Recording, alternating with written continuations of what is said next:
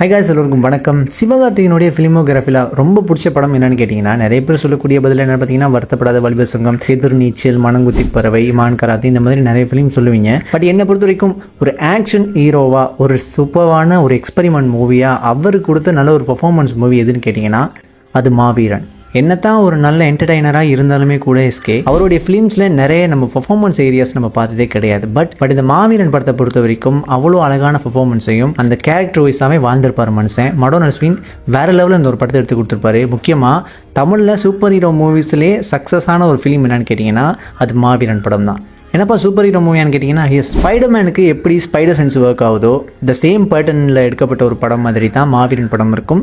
அதில் சென்ஸ் இருக்குதும், எக்கச்சக்கமான பவர்ஸ் இருக்கும். ஆனால் இந்த படத்தில் நீங்கள் எடுத்துக்கிட்டிங்கன்னா, ஒரு குரல் கேட்கும், அந்த குரல் சொல்கிற இன்ஸ்ட்ரக்ஷனை ஃபாலோ பண்ணி வரக்கூடிய ஆபத்துலேருந்து ஒரு தப்பிச்சுக்கிறதுக்கு ட்ரை பண்ணுவார். கிட்டத்தட்ட அந்த ஸ்பைடர் சென்ஸ் மாதிரி தான் இந்த ஒரு சூப்பர் ஹீரோ மூவி ஒர்க் ஆகிருக்கும். சொல்லப்போனால் எமோஷன் ரீதியாகவும் சரி, ஃபிலிம் ரீதியாகவும் சரி, ஸ்க்ரீன் பிளே வைஸாகவும் சரி, அது நம்மளோட செட்டான அந்த ஒரு பட்சத்தினால தான் இந்த படத்தை ஏற்றுக்கிட்டாங்க. அந்த அளவுக்கு ஒரு அழகான கேரக்டர் ஆர்க்கையும் அந்த பவர் அவருக்கு எப்படி கிடைக்குது, எதனால் கிடைக்குது அப்படிங்கிறது வரைக்குமே அவ்வளோ டீட்டெயிலாக கொடுத்துருப்பாங்க. அது சூப்பராகவே இருந்துச்சுன்னு சொல்லணும். வாழவும் தெரியாத சாகவும் தெரியாத கோழை அவன். முக்கியமாக காமிக் படங்கள் வரையக்கூடிய ஒருத்தராக இருக்கிறாரு நம்ம சத்யா. அவருக்கு மக்களுக்கு ஏற்படக்கூடிய அந்த ஒரு பிரச்சனைகளை தட்டி கேட்கணுங்கிற ஆசை இருக்குது. ஆனால் அவருடைய அப்பா சில விஷயங்களால கொல்லப்பட்டிருக்கிறாரு. இந்த மாதிரி போராடி தான் அவரையும் கொண்டுட்டாங்க. பட் அந்த ஒரு காரணத்தினாலே அவருக்குள்ள ஒரு பயம் இருக்குது. ஏன்னா அவங்க அம்மா இருக்கிறாங்க, தங்கச்சி இருக்கிறாங்க. முக்கியமாக எந்த ஒரு பிரச்சனைக்கும் தலையிடாமல் வாழணும் அப்படிங்கிறது தான் அவருடைய குறிக்கோள். கிட்டத்தட்ட பார்த்தீங்கன்னா ஸ்பைடர்மேனுமே கூட இந்த மாதிரி தானே. அவருக்கும் தப்புகள் நடக்கிறத தட்டி கேட்கணும் அப்படிங்கிற ஒரு ஆசை இருக்கும். ஆனால் அவர் ஒரு சாதாரண ஒரு ஃபேமிலி மேன், எப்படி அவரால் தட்டி கேட்க முடியும் அப்படிங்கிற கொஷன் தான் இருக்குமே தவிர அவரால் தட்டி கேட்க முடியாது. பட் எதர்ச்சியாக அவருக்கு ஸ்பைடர் சென்ஸ் கிடைச்சி ஸ்பைடர்மேனாக மாறினதுக்கு அப்புறம் தான் அதெல்லாம் தட்டி கேட்கணும் அப்படிங்கிற ஒரு முகமூடியை போட்டுட்டு அவர் அதெல்லாம் தட்டி கேட்கணும் அப்படிங்கிற ஒரு ஃபீல்டில் அவர் இறங்கி ஒர்க் பண்ணுறாரு. அது ஒரு நல்ல ஒரு கேரக்டர் ரைட்டிங்காக இருந்துச்சு இல்லையா. த சேம் பேட்டர்னை தான் வீரமே ஜெயம் அப்படிங்கிற அந்த ஒரு வார்த்தை அவருக்குள்ள மைண்ட்குள்ளே வரக்கூடிய ஒரு சப்கான்ஷியஸாக யாரோ ஒருத்தர் நமக்கு அந்த இன்ஸ்ட்ரக்ஷன் கொடுக்குறாங்க. மேபி அது கடவுளாக இருக்கலாம், அண்ட் இன்னொரு பேரலல் யூனிவர்ஸில் இருக்கக்கூடிய ஒரு நபராக இருக்கலாம். அது ஒரு அவருக்கு கிடைச்ச சூப்பர் சென்ஸாக இருக்கலாம். ஸோ அந்த சென்ஸை யூஸ் பண்ணி இவர் எந்த அளவுக்கு ஒர்க் பண்ணுறாரு, எப்படி ஃபைட் பண்ணுறாரு, அதெல்லாம் எப்படி கற்றுக்கிறாரு, அதுக்கு எப்படி அடாப்ட் ஆகிறாரு அப்படிங்கிறது தான் முக்கியமான ஒரு சீசனாக இருக்கும். முக்கியமாக பார்த்தீங்கன்னா, இப்போ நீங்கள் மின்னல் வீரன் படத்தை எடுத்துக்கிட்டிங்கன்னா, நம்ம இப்போ பாதிக்கு அந்த பவர் கிடச்சிருக்கும். அதை எப்படி அவர் எக்ஸ்பேண்ட் பண்ணுறாரு, முக்கியமாக அதை எப்படி அடாப்ட் பண்ணி அந்த பவரை யூஸ் பண்ணுறாரு, எப்படி பழகுறாருங்கிறதெல்லாம் காட்டியிருக்க மாட்டாங்க. அதுதான் ஒரு முக்கியமான ரீசன் அந்த படம் வீழ்ச்சி அடைகிறதுக்கு. அதே மாதிரி தான் கந்தசாமியாக இருக்கட்டும், வேலாயுதமாக இருக்கட்டும், இந்த சூப்பர் ஹீரோவை பேஸ் பண்ணி வந்த படங்கள் எல்லாமே மக்களுக்காக போராடுறாயா, சண்டை போடுறாயா, சூப்பர் ஹீரோ மாதிரி பாஞ்சு அடிக்கலான்னு சொல்லும்போது கேஷுவலாக ஒரு ஹீரோ அதை செய்யக்கூடிய ஒர்க் தானப்பா, அதில் என்னப்பா டிஃப்ரெண்ட் இருக்குது அப்படிங்கிற ஒரு தோட்டை தான் நமக்கு கொண்டு வரும். ஆனால் அந்த மாவீரனை பொறுத்த வரைக்கும் ஃபர்ஸ்ட் ஆஃப் ஆல் அந்த பவர் கிடைச்சதுக்கு அப்புறமா என்னது பேயா இல்லாட்டி நம்ம தலைக்குள்ள சுற்றுற ஒரு வியாதியா அப்படிங்கிறத செக் பண்ணுறாரு. அதுலேருந்து தன்னை தப்பிச்சுக்கணும், அதை பயந்து அதை அப்சர்வ் பண்ணுறாரு. ஆனால் போக தான் தெரியுது நம்மளை ஒருத்தர் வெட்ட வரான்னு தெரியும் பொழுது அது நம்ம விலகி தானே இருப்போம். அதை யாரும் சொன்னாங்கன்னா உன்னை ஒருத்தர் வெட்ட வராண்டா அப்படின்னு சொல்லும்போது யாரும் சொல்லிட்டாங்கன்னா நீங்கள் என்ன செய்வீங்க, உடனே அதெல்லாம் தப்பிச்சுக்க தான் பார்ப்பீங்க.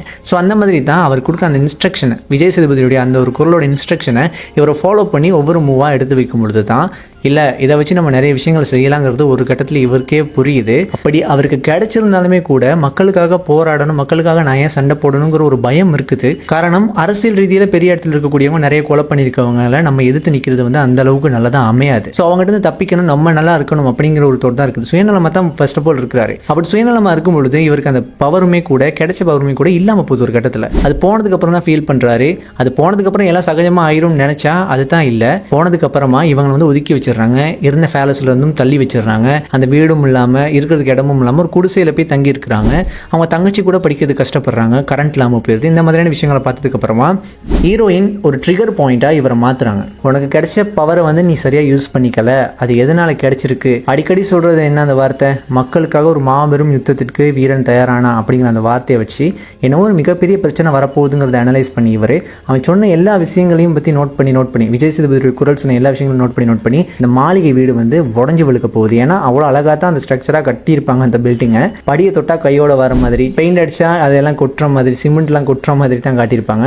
அப்போ பாருங்க அந்த இடத்துல ஒரு வேலிட் இருக்குது, ஒரு பர்பஸ் இருக்குது, ஹீரோக்கு ஒரு பர்பஸ் இருக்குது. இந்த பில்டிங் உடஞ்சி விழுக போகுது, அதனால ஏகப்பட்ட மக்கள் சாவ போகிறாங்க. முக்கியமாக பார்த்தீங்கன்னா பெஸ்ட் இவங்க அந்த வீடெல்லாம் விட்டுட்டு பேலஸ்க்கு போகிறதுக்கு ரெடியாகிற டைமில் செவுத்துல அவங்க அம்மா அடிச்சு வச்சிருந்த அந்த ஆணியை பார்த்தீங்கன்னா அந்த ஆணி கூட உள்ளுக்கு போயிருக்காது, அந்த அளவுக்கு பலனாக இருந்திருக்கும். இந்த சேம் டைம் அவங்க அங்கே போனதுக்கப்புறம் சிவகார்த்திகேயன் ஒரு ஆணி எடுத்து செவுத்துல அடிக்கும் பொழுது பொழுது பார்த்தீங்கன்னா விரிசல் அப்படியே தொடர்ச்சியாக விழ ஆரம்பிக்கும்.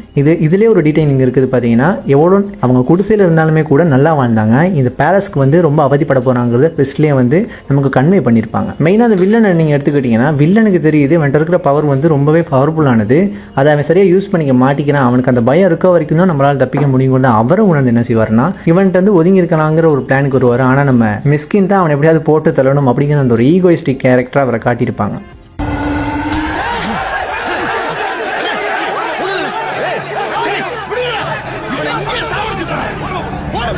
ஸோ பிரச்சனைகள்லேருந்து விலகி இருந்த ஒரு மனுஷன் மறுபடியும் அந்த பிரச்சனைக்குள்ளே போகணுங்கிற ஒரு எதிர்பார்ப்பில் அவன் போகிறான். முக்கியமாக சிவகார்த்திகேயனை நீங்கள் பார்த்தீங்கன்னா அந்த கேரக்டர் அந்த வாய்ஸ் கேட்காத அந்த சமயத்துலையுமே கூட நான் காலை உடைச்சிடுவா கையை உடைச்சிடுவா அப்படிங்கிற அந்த வாய்ஸ் கேட்குற மாதிரியான ஒரு தோட்டை கிரியேட் பண்ணி அதுக்குள்ளே அவர் அப்சர்வ் ஆகி போகிறதுக்கு ரெடி ஆகிருப்பார். பட் அந்த டைமில் அவருக்கு சரியாக அந்த வாய்ஸ் கேட்டிருக்காது. ஆனால் அதை வச்சு அவர் எப்படி சர்வே ஆகுறாரு அப்படிங்கிறத அழகாக காட்டியிருப்பாங்க. ஆனால் மிஸ்கின் அதை கண்டுபிடிச்சிட்டு அவனை அடித்து போடுங்கடா அப்படின்னு சொல்லும் பொழுது தான் சத்யாவை அடித்து கடலை தூக்கி போட்டுடலாம் அப்படிங்கிற ஒரு ஐடியாவில் கப்பலில் கூட்டிகிட்டு இருக்கும் பொழுது தான் நீங்கள் என்னை அடித்து தூக்கி போட வேணாம், அவன் எப்படி அந்த வாய்ஸ் எனக்கு எப்படி கிடைக்கும் அப்படிங்கிற ஒரு நம்பிக்கை எனக்கு இருக்குங்கிற ஒரு பட்சத்தில் அவர் என்ன செய்கிறாருன்னா கல்லை கட்டிக்கிட்டு அப்படியே கடலை குதிச்சிடுறாரு. த சேம் டைம் அவர் சாக கடந்த அந்த சமயத்தில் தான் முன்னாடி பார்த்தீங்கன்னா அவர் தற்கொலை செஞ்சுக்க போன அந்த சமயத்தில் தான் அவருக்கு அந்த பவரே கிடைச்சிருக்கும். த சேம் டைம் ரெண்டாவது டைமாகவும் அவர் தற்கொலை செய்ய கடலில் குதிச்ச அந்த சமயத்தில் தான் அவருக்கு அந்த பவர் மறுபடியும் கிடைச்சிருக்கும், அந்த வாய்ஸ் மறுபடியும் கேட்க ஆரம்பிச்சிருக்கும். ஸோ இங்கேருந்து படம் வந்து வேற லெவலில் பீக்காக ஸ்டார்ட் ஆகுது. நம்ம நினச்சிருப்போம் என்னன்னா அவர் சொல்கிற இன்ஸ்ட்ரக்ஷனை ஃபாலோ பண்ணி இவர் அடிப்பார்னு பார்த்தீங்கன்னா ஃபைனல் கிளைமேக்ஸில் பார்த்தீங்கன்னா நிப்பா அப்படின்னு சொல்கிற அந்த சமயத்தில் இவர் ஓடி போயிட்டு எதிரிகளை அடிக்கிறதுக்கு ஸ்டார்ட் பண்ணுறாரு. முக்கியமாக பார்த்தீங்கன்னா ஒரு கோழை இறந்து தான் வீரன் அப்படிங்கிறவன் உருவாகுவான் அப்படிங்கிறத அழகாக காட்டியிருப்பாங்க. இவர் வந்து தற்கொலை செய்ய முயற்சி செஞ்சதுக்கு அப்புறமா ஒன்ஸ் அப்பான் அ டைம் அவருக்கு உயிர் போயிட்டு உயிர் வரும். ஸோ இந்த டைமில் பார்த்தீங்கன்னா கோழையாக இருக்கிற அந்த சிவா வந்து இறந்துட்டு வீரனாக இருக்கக்கூடிய அந்த சத்யா வந்து மறுபடியும் பொழைச்சி வரான் அப்படிங்கிற மாதிரி தான் காட்டியிருப்பாங்க. இந்த சேம் பேட்டர்னை தான் ரெண்டாவது தடவை அவர் சூசைட் பண்ணிக்கும் போதும் நடந்திருக்கும்.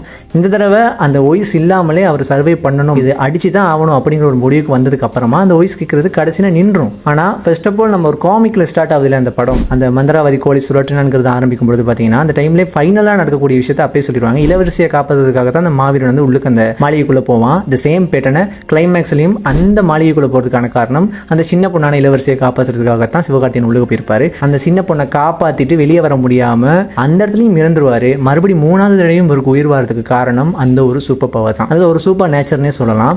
அந்த ஒரு வாய்ஸ் கேட்கறது மூலமாக தான் அவருக்கு மறுபடியும் உயிர் வருது. ஸோ அந்த இடத்துல பார்த்தீங்கன்னா அவருக்கு காது கேட்காம போயிடுது, ஆனால் அந்த வாய்ஸ் மட்டும் கேட்டுட்டு இருக்க மாதிரி இந்த படத்தை வந்து அழகாக முடிச்சிருப்பாங்க.